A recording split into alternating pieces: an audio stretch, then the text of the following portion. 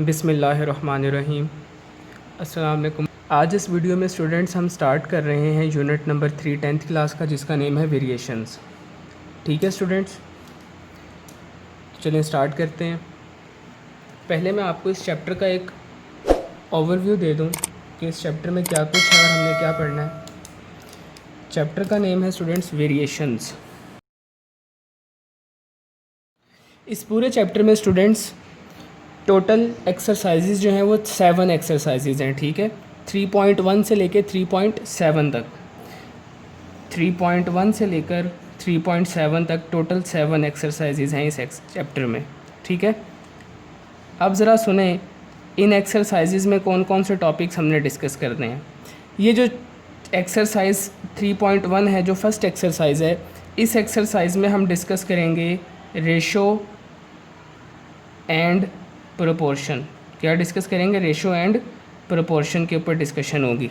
और जो बाकी रिमेनिंग एक्सरसाइजेज हैं 3.2 से लेकर 3.4 तक, इन सारी के सारी एक्सरसाइजेज में जो टॉपिक हम पढ़ेंगे डैट इज़ वेरिएशंस। ठीक है, तो स्टूडेंट्स चैप्टर का नेम था वेरिएशंस। तो हम वेरिएशंस को उस वक्त तक नहीं अच्छी तरह से अंडरस्टैंड कर सकते जब तक हमें दो टर्म्स के बारे में ना पता हो। वो दो टर्म्स क्या हैं? रेशो और प्रोपोर्शन। रेशो और प्रोपोर्शन को समझे बगैर हम वेरिएशन को अंडरस्टैंड नहीं कर सकते। इसलिए 3.1 एक्सरसाइज जो है उसमें हम रेशो और प्रोपोर्शन को डिस्कस करते हैं, और उसके बाद 3.2 से लेकर 3.7 तक जो टॉपिक हम डिस्कस करेंगे डैट इज़ वेरिएशन, वो वेरिएशन से रिलेटेड है। ठीक है, तो चलें स्टार्ट करते हैं। सबसे पहला जो कॉन्सेप्ट आता है वो है रेशो, कि रेशो क्या होती है। आए रेशो को समझें कि रेशो क्या चीज़ है। देखें स्टूडेंट्स, रेशो बेसिकली क्या होता है? एक रिलेशन होता है। ठीक है, दो क्वांटिटीज़ के दरमियान में ऐसा रिलेशन जो हमें उन दोनों क्वांटिटीज़ के दरमियान में कंपैरिजन के बारे में बताता है। क्या कहा मैंने? दोबारा सुने। रेशो एक रिलेशन होता है दो सेम काइंड की क्वांटिटीज़ के दरमियान। ठीक है, तो it is a relation between two quantities of same kind या फिर सेम टाइप। ठीक है स्टूडेंट्स, दो सेम काइंड की क्वांटिटीज़ के दरमियान जो रिलेशन होता है that relation is known as ratio, उसे हम रेशो कहते हैं। ठीक है, और ये जो रिलेशन होता है ये ऐसा रिलेशन होता है जो हमें दोनों क्वांटिटीज़ के दरमियान कंपैरिजन के बारे में बताता है, यानी कि कंपैरिजन होता है उसके अंदर दोनों क्वांटिटीज़ के एक दूसरे के रिस्पेक्ट में। तो सपोज़ करें अगर मेरे पास एक क्वांटिटी ए है और एक क्वांटिटी बी है, ये दो क्वांटिटीज़ हैं। ठीक है, दोनों क्वांटिटीज़ सेम काइंड की हैं। सपोज़ कर लें ये दोनों क्वांटिटीज़ सेम काइंड की हैं। अब इन दोनों क्वांटिटीज़ के दरमियान अगर मुझे रेशो लेनी है तो उसको सिंबॉलिकली हम इस तरह से डिनोट करते हैं कि दोनों क्वांटिटीज़ को लिखने के बाद उनके दरमियान में इस तरह से दो डॉट्स प्लेस कर देते हैं। ठीक है, क्या करते हैं? उन दोनों क्वांटिटीज़ के दरमियान दो डॉट्स इस तरह से प्लेस कर देते हैं। इसको रीड किया जाता है ए रेशो बी। ठीक है, ये जो दो डॉट्स का साइन है इसको रीड करते हैं हम रेशो। ये रेशो का साइन है, साइन ऑफ रेशो। ठीक है स्टूडेंट्स, कोई कन्फ्यूजन तो नहीं यहाँ तक? अब इसी रेशो को स्टूडेंट्स हम एक और फॉर्म में भी रिप्रेजेंट कर सकते हैं, वो फॉर्म है फ्रैक्शनल फॉर्म। ठीक है, किसी भी रेशो को हम एक और फॉर्म में रिप्रेजेंट कर सकते हैं, that form is known as fractional form. तो इसी फॉर्म को आप लिख सकते हैं इस तरह से भी, a divided by b, fraction की फॉर्म में भी लिखा जा सकता है। ठीक है, ये दोनों का सेम मीनिंग है। किसी भी रेशो को हम इस तरह से फ्रैक्शन की फॉर्म में लिख सकते हैं। आई होप कि रेशो आपको क्लियर हो गया। ठीक है, रेशो एक रिलेशन होता है, एक कंपैरिजन होता है दो सेम काइंड की क्वांटिटीज़ के दरमियान में। ठीक है, अब रेशो के बारे में छोटी छोटी बातें और सुने। हमने कहा कि सेम काइंड की क्वांटिटीज़ हैं। किस किस्म की क्वांटिटीज़ हैं? सेम काइंड की। ठीक है, अगर क्वांटिटीज़ सेम काइंड की हों स्टूडेंट्स, तो जब हम उनकी रेशो लेंगे तो रेशो को मैंने बताया कि हम फ्रैक्शन की फॉर्म में भी लिख सकते हैं। तो जब हम उसको फ्रैक्शन की फॉर्म में लिखेंगे तो उनका जो यूनिट होगा वो तो कैंसिल हो जाएगा ऊपर नीचे। ठीक है, तो इसलिए हम कहते हैं कि जो रेशो होती है वो यूनिट लेस होती है।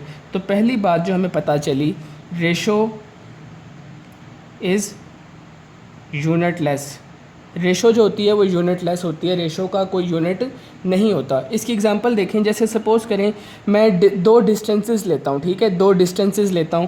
पहला डिस्टेंस है सपोज़ करें 5 किलोमीटर, और एक डिस्टेंस है मेरे पास 25 किलोमीटर। ये दो डिस्टेंसेस हैं। दोनों सेम काइंड के डिस्टेंसेस है, ये भी किलोमीटर में डिस्टेंस है, ये भी किलोमीटर में डिस्टेंस है। अब मुझे इसकी फाइंड करनी है रेशो, तो ज़रा देखें रेशो किस तरह से फाइंड आउट करेंगे। मैंने आपको बताया जो रेशो होती है उसको हम फ्रैक्शन की फॉर्म में भी लिख सकते हैं, ठीक है। तो अगर मैं इस रेशो को फ्रैक्शन की फॉर्म में लिखूँ तो वो हो जाएगा 5 किलोमीटर डिवाइडेड बाय 25 किलोमीटर, ठीक है। इसी तरह से लिखेंगे इनको। अब आप देख सकते हैं ऊपर नीचे कि ये वाला यूनिट किलोमीटर का न्यूमरेटर में और डिनोमिनेटर में दोनों कैंसिल आउट हो गए। कैंसिल आउट होने के बाद हमारे पास जो वैल्यू बचेगी वो क्या बची, 5/25। ये भी फर्दर सिंप्लीफाई हो रही है। अगर मैं इसे सिंप्लीफाई करूँगा तो इट विल बिकम 5 1 5 5 5 25। तो ये बन गया मेरे पास 1:5। सॉरी, उससे पहले देखें अगर ये कटिंग की है हमने तो वो फ्रैक्शन की फॉर्म में बनेगा 1/5। अब देखें ये जो 1/5 है ये फ्रैक्शन की फॉर्म में है, तो हम इसको वापस से रेशो की फॉर्म में लिखना चाहें तो कैसे लिखेंगे, 1:5। अब ये जो हमने रेशो फाइंड आउट की इन दोनों की, वो रेशो आई 1:5 और इसका यूनिट कोई भी नहीं है यहाँ पर, ठीक है। यहाँ पे कोई भी यूनिट नहीं आ सकता, क्यों, क्योंकि यूनिट जो है वो कैंसिल हो चुके होते हैं, ठीक है। तो यह बात समझ आ गई आपको कि रेशो जो होती है वो हमेशा कैसी क्वांटिटी होती है, एक यूनिटलेस क्वांटिटी होती है। पहली बात तो ये जहन में रखें आप। दूसरी बात सुने, किसी भी रेशो के अंदर कोई भी रेशो की आप बात करें, जैसे A/B है, ठीक है, या मैंने यहाँ पे 5:25 की एग्जांपल लेके दिखाई आपको। किसी भी रेशो में जो ऑर्डर होता है वो बहुत इंपॉर्टेंट होता है, ठीक है। क्या कहा मैंने, किसी भी रेशो के अंदर जो ऑर्डर होता है क्वांटिटीज़ का वो बहुत ज़्यादा इम्पॉर्टेंट होता है। तो ये बात भी सुन लें, the order of elements in a ratio is very important। किसी भी रेशो में जो एलिमेंट्स का ऑर्डर होता है वो बहुत ही ज़्यादा अहम होता है, ठीक है। कहने का मतलब ये है इस बात का कि आप ऑर्डर को चेंज नहीं कर सकते। यानी कि अगर A/B लिखा हुआ है, A/B लिखा हुआ है कहीं पर, ठीक है, तो आप इसको ये नहीं कह सकते कि A/B और B/A दोनों सेम है, ऐसा नहीं कह सकते आप, ठीक है। A/B और B/A दोनों डिफरेंट रेशोज़ हैं, टोटली डिफरेंट हैं, ये आपस में कभी भी इक्वल नहीं हो सकती। यही इस बात का मीनिंग था कि जो रेशो होती है उसमें जो एलिमेंट्स हैं उनका ऑर्डर बहुत ज़्यादा काउंट करता है, मैटर करता है, ठीक है जी। दूसरी बात समझ में आ गई। अगली बात सुने, अगली बात ये है, सपोज़ करें मैं दोबारा एग्जांपल लेता हूँ, मेरे पास लिखा हुआ है A/B, ये दो क्वांटिटीज़ की एक रेशो लिखी मैंने।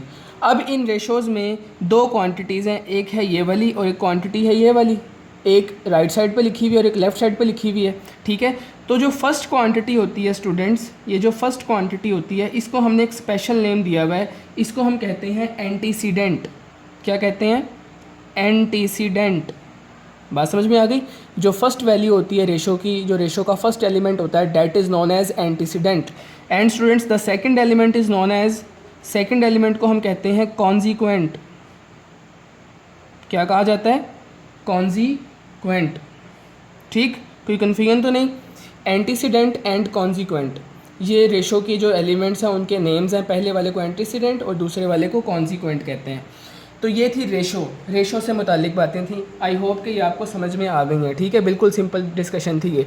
अब रेशो के बाद जो अगली इंपॉर्टेंट टर्म आती है स्टूडेंट्स, डैट इज़ प्रोपोर्शन। अब प्रोपोर्शन को समझेंगे हम कि प्रोपोर्शन क्या होती है। तो चलें स्टार्ट करते हैं, प्रोपोर्शन पे बात करते हैं। अब प्रोपोर्शन देखें स्टूडेंट्स, प्रोपोर्शन क्या है। सपोज़ करें हमारे पास दो क्वांटिटी, दो रेशोज़ हैं। एक रेशो है मेरे पास A/B और एक रेशो है मेरे पास C/D। दो रेशोज़ हैं हमारे पास, एक रेशो है A/B और दूसरी है C/D। अब अगर मैं इन दोनों रेशोज़ को आपस में इक्वल कर दूं, क्या कर दूं, इन दोनों को आपस में इक्वल कर दूं, इक्वालिटी का साइन लगा दूं, तो अब ये जो स्टेटमेंट बनी है इस पूरी स्टेटमेंट को कहा जाता है स्टूडेंट्स प्रोपोर्शन। बात समझ में आ गई। तो बेसिकली प्रोपोर्शन को कहा जाता है it is the equality of two ratios. तो प्रोपोर्शन क्या होता है, basically proportion is the equality of two ratios. It is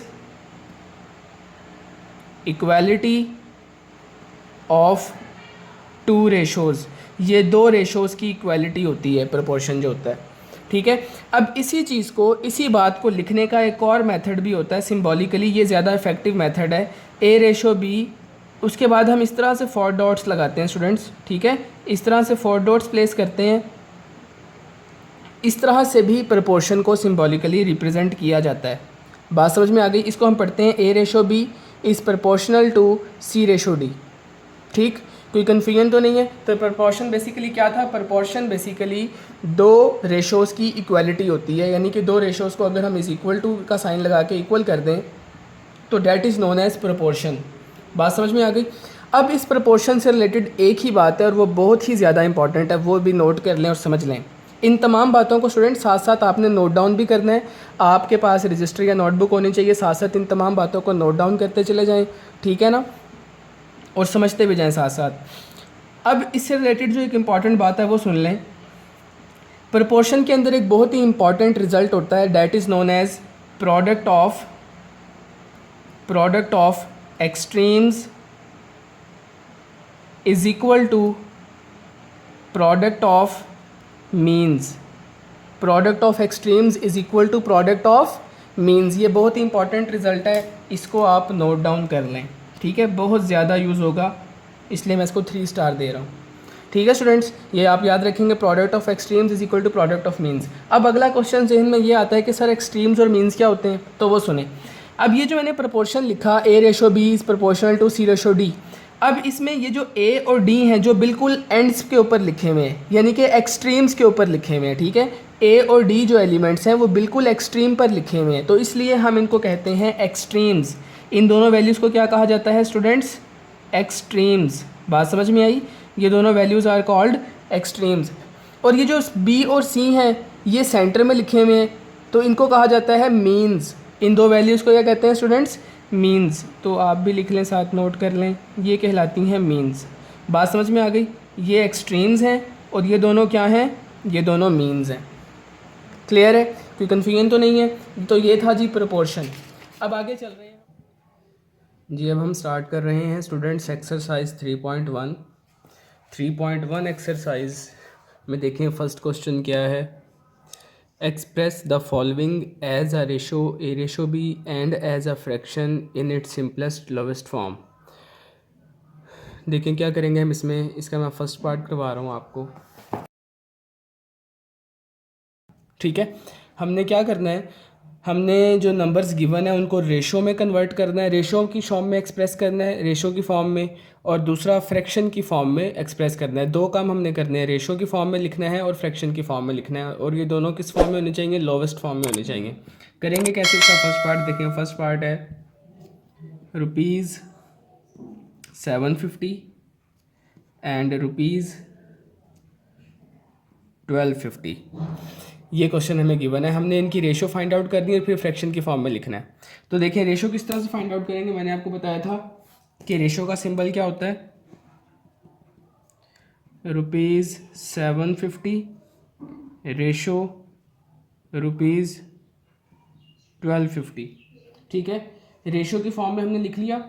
अब रेशो की फॉर्म में लिखने के बाद हम इस रेशो को किस में लिख सकते हैं? फ्रैक्शन की फॉर्म में। तो जब मैं इसको फ्रैक्शन की फॉर्म में लिखूंगा तो ये बनेगा ₹750 डिवाइडेड बाय ₹1250। यहाँ तक आ गए, ठीक है जी। हमने क्या किया, पहले रेशो की फॉर्म में लिखा, रेशो का साइन लगाया उनके दरमियान में, फिर उस रेशो को फ्रैक्शन की फॉर्म में कन्वर्ट कर दिया। अब जैसे ही फ्रैक्शन की फॉर्म में कन्वर्ट किया तो देखें कुछ कटिंग होगी, RS से कैंसिल हो जाएगा, रुपीज़ से कैंसिल आउट हुए, 0 से कैंसिल आउट हुआ, और फर्दर कैंसिलेशन होती है तो वो भी देखें किस टेबल पे कटिंग हो रही है। 5 के टेबल पे कटिंग हो रही है, तो करें ज़रा। 5 1 ज़ा 5, 5 2 ज़ा 5 5 ज़ा 25, नीचे देखें क्या कटिंग होगी, 5 2 ज़ा 10, 5 5 ज़ा 25, ये बना 15/25, ठीक है। तो 15/25 बना मेरे पास। अब अगेन देखें इसकी कटिंग हो रही है, अगेन 5 के टेबल पर, 5 3 ज़ा 15, 5 5 ज़ा 25, ठीक है।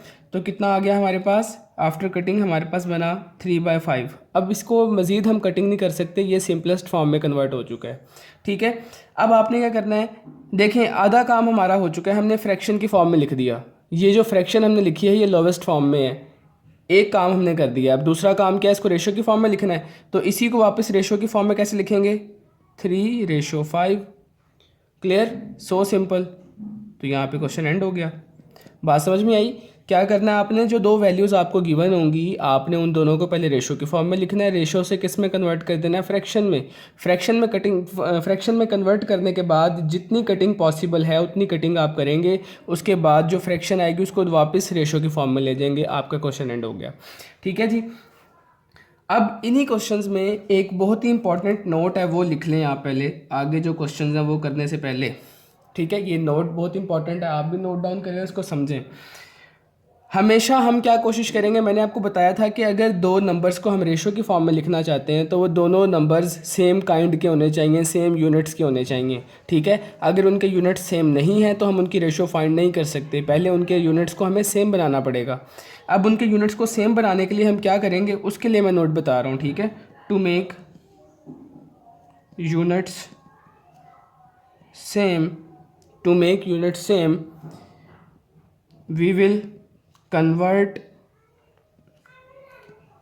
larger unit into smaller। क्या किया करेंगे हम, जो बड़ा वाला यूनिट होगा उसको छोटे यूनिट में कन्वर्ट करेंगे।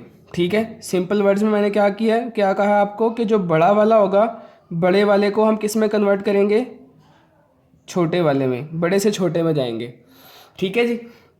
अब जब बड़े से छोटे यूनिट में जाते हैं तो हम सब जानते हैं, हमने छोटी क्लासेस में चीज़ सीखी हुई है कि जब बड़े यूनिट को छोटे यूनिट में कन्वर्ट किया जाता है तो वहाँ पर जो ऑपरेशन हम अप्लाई करते हैं डैट इज़ मल्टीप्लिकेशन। वो कौन सा ऑपरेशन होता है, मल्टीप्लिकेशन का ऑपरेशन होता है। ठीक है, ये बात आप नोट कर लें। अब आगे चल रहे हैं, देखें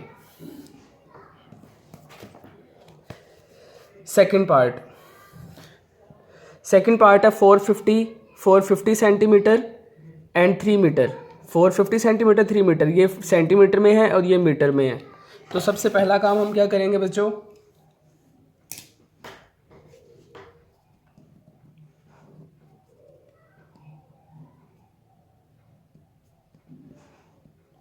ये क्वेश्चन है,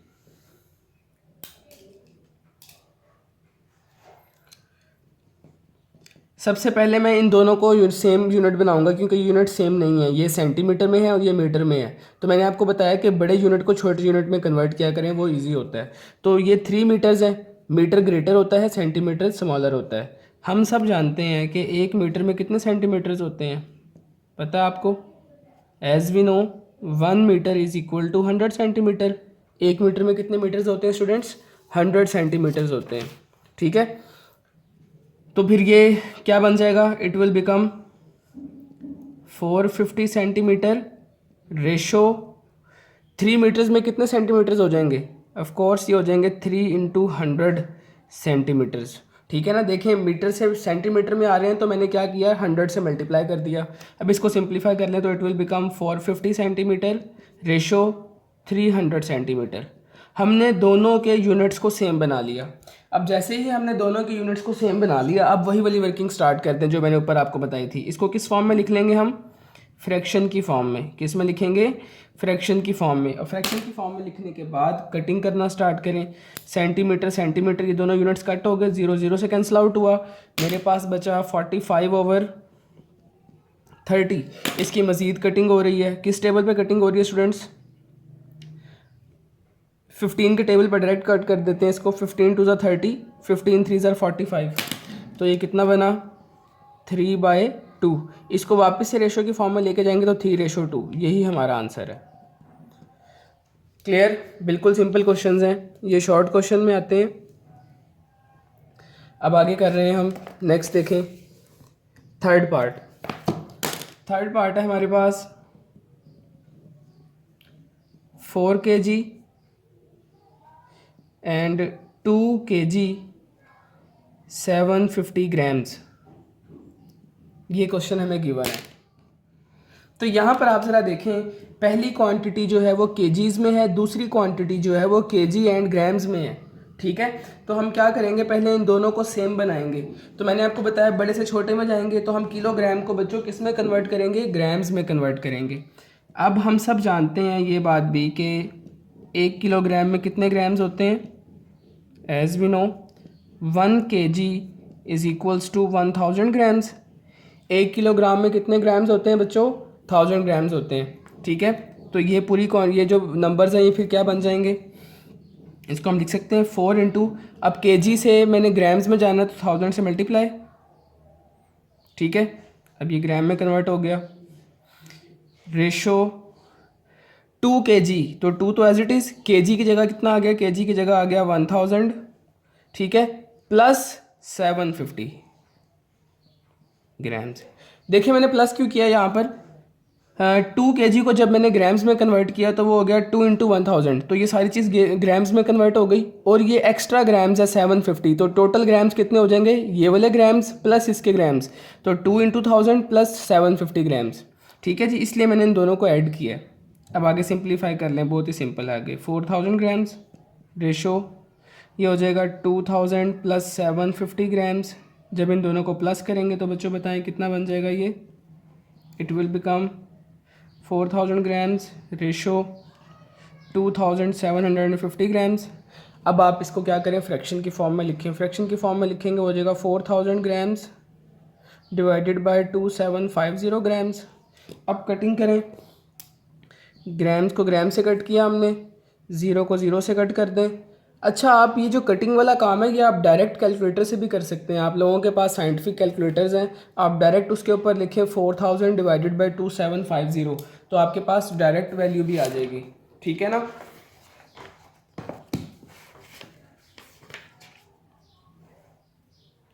तो जब आप इसको डायरेक्ट कट करेंगे तो आपके पास आंसर आएगा स्टूडेंट 16/11, कितना आ जाएगा 16/11। इसको वापस से रेशो की फॉर्म में कैसे लिखेंगे, 16/11, ये हमारा आंसर है। क्लियर।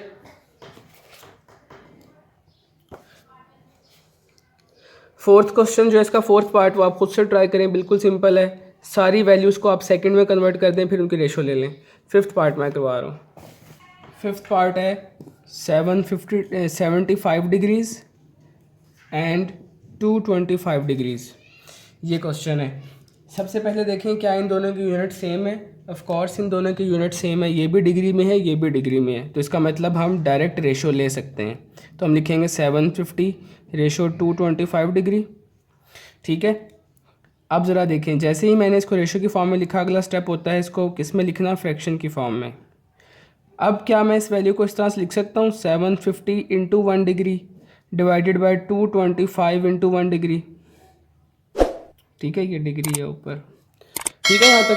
क्यों, देखें 75 का जब मैं 1 डिग्री से मल्टीप्लाई करूँगा तो अगेन 75 डिग्री बनेगा, कितना बनेगा 75 डिग्री। अब कटिंग करें, जब आप कटिंग करेंगे तो 1 डिग्री से कैंसिल आउट हो गया, और 75 को जब आप 225 पे डिवाइड करेंगे कैलकुलेटर पे तो स्टूडेंट्स आपके पास आंसर आएगा डायरेक्ट 1/3, कितना आएगा 1/3। इसको रेशो की फॉर्म में लिखेंगे तो 1:3, डेट्स इट, ये हमारा आंसर है, ठीक है जी। आगे चलें, ये था क्वेश्चन नंबर 1। अब क्वेश्चन नंबर 1 के बाद हम स्टार्ट कर रहे हैं next question which is question number 2। Question number 2 है, in a class of 60 students 25 students are girls and remaining students are boys, compute the ratio of boys to total students and boys to girls. सुनिए, question में कहा गया कि total 60 students हैं, उन 60 students में 25 students जो हैं वो गर्ल्स हैं और जो बाकी रिमेनिंग है वो क्या हैं, बॉयज़ हैं। तो देखिए अगर 25 गर्ल्स हैं तो रिमेनिंग किस तरह से फाइंड करेंगे, 60 माइनस 25 डेट इज़ 35, तो इसका मतलब 25 जो है वो क्या हैं, 25 गर्ल्स हैं और 35 बॉयज़ हैं। हमें कहा गया कि बॉयज़ की टोटल स्टूडेंट्स के साथ रेशो निकालें और बॉयज़ की गर्ल्स के साथ रेशो फाइंड आउट करें, ठीक है। क्वेश्चन 2,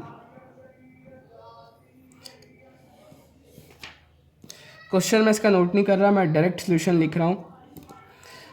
टोटल स्टूडेंट्स कितने गिवन है, टोटल नंबर ऑफ स्टूडेंट्स 60 और गर्ल्स कितनी गिवन है, टोटल नंबर ऑफ गर्ल्स वो गिवन है 25, तो बॉयज़ कितने हो जाएंगे, टोटल नंबर ऑफ बॉयज़ वो हो जाएंगे 60 माइनस 25 विच इज़ 35 बॉयज़ हैं, ठीक। अब फर्स्ट पार्ट में हमें कहा गया, फर्स्ट पार्ट में हमसे कहा गया कि boys to total student ratio निकालें। क्या फाइंड आउट करनी है हमने? बॉयज़ की टोटल स्टूडेंट्स के साथ रेशो फाइंड आउट करनी है। तो कैसे फाइंड आउट करेंगे आप? बिल्कुल सिंपल है। बॉयज़ देखें, बॉयज़ कितने हैं हमारे पास? बॉयज़ हैं 35 और टोटल स्टूडेंट्स कितने हैं? टोटल स्टूडेंट्स हैं 60। अब उनकी रेशो ले लें आप। तो रेशो किस तरह से लेंगे? वो हो जाएगी हमारे पास 35/60, 35/60। अब इस रेशो को सिंप्लीफाई करने के लिए आप फ्रैक्शन की फॉर्म में लिखें और ऊपर नीचे कटिंग कर दें। जब आप कटिंग करेंगे तो आपके पास कितना आएगा answer? That will be 7/12। Calculator पर डायरेक्ट करेंगे तो 7/12 आपको आंसर मिल जाएगा। ठीक है, तो यही रेशो हमने फाइंड आउट करनी थी। इसको रेशो की फॉर्म में लिखेंगे तो वो हो जाएगा 7/12। यही हमारा आंसर है। ये था फर्स्ट पार्ट। अब आए सेकंड पार्ट पे। सेकंड पार्ट में हमें कहा गया था बॉयज़ टू गर्ल। क्या कहा गया है? Boys to girl. बॉयज़ की गर्ल्स के साथ निकालनी है तो हम लिखेंगे बॉयज़ टू गर्ल्स। तो बॉयज़ टू गर्ल्स रेशो क्या होगी? बॉयज़ टू गर्ल्स हो जाएगी, पहले बॉयज़ लिखेंगे, बॉयज़ हैं 35, रेशो गर्ल्स कितनी है? गर्ल्स हैं 25। रेशो लें इनकी 35/25। आफ्टर कटिंग हमें कितना मिल जाएगा? आफ्टर कटिंग हमें मिलेगा 7/5। इसको रेशो की फॉर्म में लिखेंगे तो वो हो जाएगा 7/5। यही हमारा आंसर है। ठीक है जी, बिल्कुल सिंपल क्वेश्चन था ये। आगे चल रहे हैं हम क्वेश्चन नंबर 3 पर। क्वेश्चन नंबर 3 है हमारे पास, if this find the ratio X and Y, x ratio Y. ठीक है, हमें ये क्वेश्चन गिवन है, हमने एक्स और वाई की रेशो फाइंड आउट करनी है। तो किस तरह से करेंगे इस क्वेश्चन को, देखें ज़रा।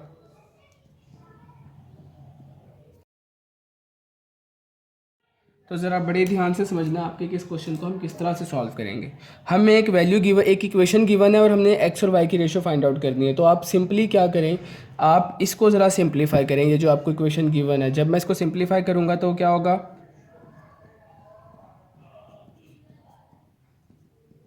पहले हमने as it is note down किया, अब 3 अंदर मल्टीप्लाई और आप मल्टीप्लाई कर दें तो कितना हो जाएगा? 3 4 ज़ार 12x, 3 5 ज़ार 15y is equal to 2x minus 7y।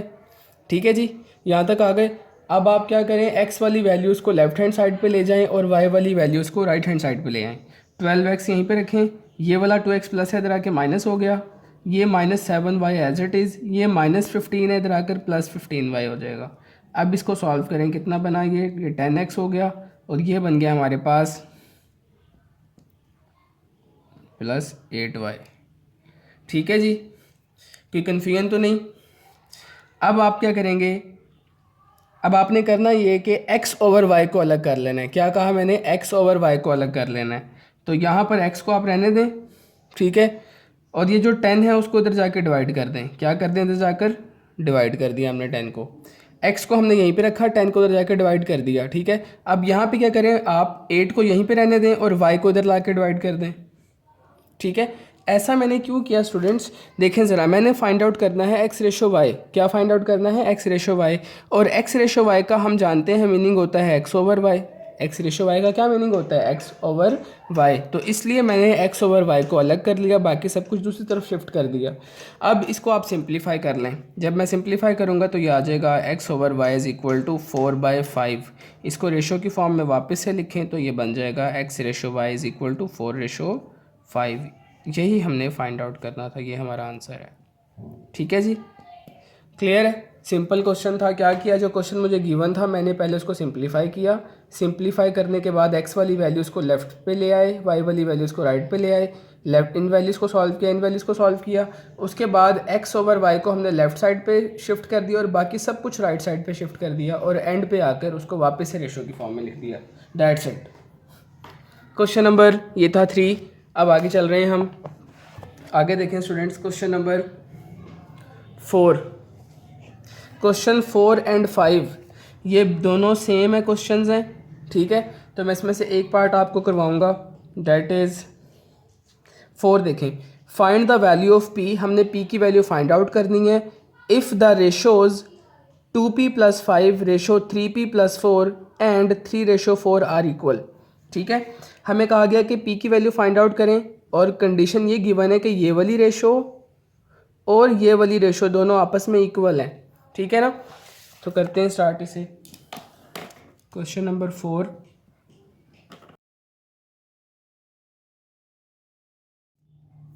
देखिए बच्चों, बहुत ही सिंपल क्वेश्चन है ये। आपको बताया गया है कि ये वाली रेशो और ये वाली रेशो दोनों आपस में इक्वल है, तो अगर ये इक्वल है तो आप इनको इक्वल रख दें। ठीक है, तो चलें देखें किस तरह से करेंगे। 2p+5 ratio 3p+4 is equal to 3:4। ठीक है, मैंने क्या किया, मैंने दोनों गिवन रेशोज़ को इक्वल लिख दिया आपस में, क्योंकि क्वेश्चन में गिवन है कि वो इक्वल हैं। अब आप जो रेशो होती है उसको किस फॉर्म में लिख सकते हैं, फ्रैक्शन की फॉर्म में, तो इसको भी फ्रैक्शन की फॉर्म में लिखें, इसे भी फ्रैक्शन की फॉर्म में लिखें। तो ये बन जाएगा मेरे पास 2p+5 divided by 3p+4 is equal to 3/4। ठीक है जी, यहाँ तक आगे कोई कन्फ्यूजन तो नहीं है। अब आप क्रॉस मल्टीप्लाई कर दें, तो 4 मल्टीप्लाई हो जाएगा 2p+5 के साथ और 3 मल्टीप्लाई हो जाएगा 3p+4 के साथ। क्रॉस मल्टीप्लाई किया हमने इसको इसके साथ और इसको इसके साथ। ठीक है, तो 4 2s are 8p, 4 5s are 20, 3 3s are 9p, 3 4s are 12। यहाँ तक आ गए।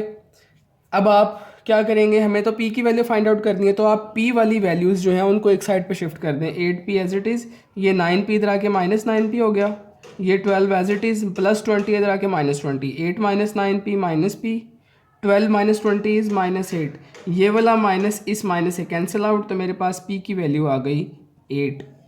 यही हमारा आंसर है। ठीक है, इसका जो क्वेश्चन नंबर 5 है वो बिल्कुल इसी तरह से है, आपने वो खुद से ट्राई करना है, इंशाल्लाह आपसे हो जाएगा।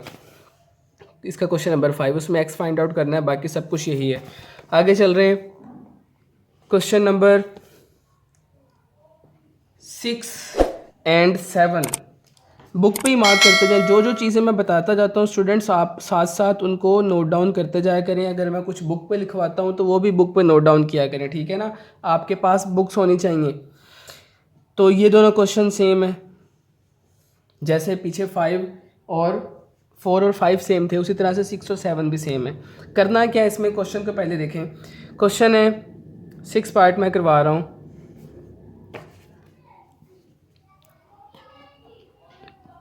जी, क्वेश्चन 6 की स्टेटमेंट है,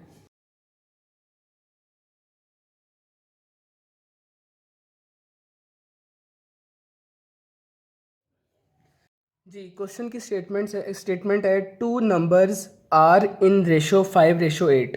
कोई से दो नंबर्स हैं जो 5 और 8 की रेशो में है, हमें नहीं पता वो क्या नंबर्स हैं, बस उनकी रेशो हमें पता है कि वो 5 और 8 की रेशो में है।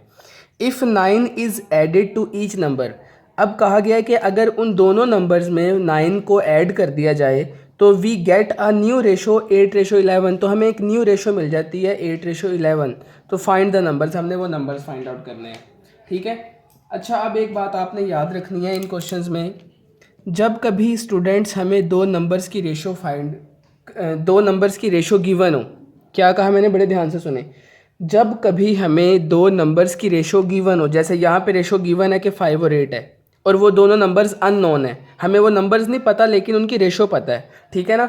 अगर दो नंबर्स की सिर्फ रेशो हमें पता है, वो नंबर्स नहीं पता, तो हम क्या करते हैं, उन नंबर्स को लेट कर लेते हैं। लेट किस तरह से करते हैं, जो उनकी रेशो गिवन होती है ना, उन रेशोज़ के साथ एक्स को लिख देते हैं, एक्स को अटैच कर देते हैं। ठीक है, बात समझ आई, क्या मतलब है, सुने ज़रा।